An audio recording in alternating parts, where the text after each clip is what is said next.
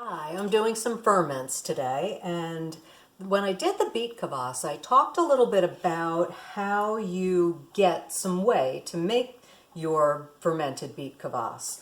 For most ferments, I really like to use some whey rather than just depending on wild fermentation and using salt, which a lot of people do. There's no right or wrong way. It's what works best for you. This is what works best for me. So to get whey, as I said, you use some yogurt and some cheesecloth. So I've got a measuring cup here. I've got my yogurt right here. And this brand is Organic Valley Grass Milk, which I hadn't tried before, but is actually pretty good. And it's all full of the beautiful whey. It's mostly gone right now because I've been eating it. And it's pretty tasty. Whee! If you want, you can definitely put some elastic around the jar to let this seep through, or you can hang on to it, or you can tie it up and tie it to a cabinet handle, and that'll give it a long time to be able to come through. And it's starting to drip through. See? Isn't that great?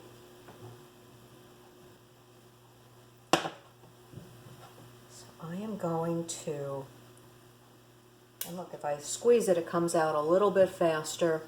I'm going to set this aside and show you what I've already done, what I've already gathered. So I have two kinds of whey here. I have a dairy whey and I have a coconut yogurt whey. And they look pretty different. The coconut yogurt whey is much lighter and it's going to be uniform in color. Every time you take whey from coconut yogurt, this is what it's going to look like. The dairy whey, you can see, is quite different. And that's because of the cows. That's what the cows have been eating. So in the springtime, the dairy whey tends to be a little bit more green and bright like this. And as the year goes by and the grass gets older, the cow's whey will change. And that happens with cheese too. So the other thing that happens, when you have your whey, you're going to let it sit in the refrigerator for a little while, and you'll see, I think you can see, it's separated. You can see it better here. It's separated. It's hard to see the white on white. So what's happened is the milk solids have come up to the top, and we want to get them out, because if you were to use this just like it is, or just like this, it's going to have a very creamy texture. So I've got another bag here, and this bag has a little string. It's ready to go. This is the one I use a lot. I tend to use this more often than the cheesecloth. And I put the seams on the outside just because it's easier to clean that way, and then I can turn it inside out over the cup that I'm using. Well, almost. But let me show you what's going to happen here. I'm going to pour this whey through.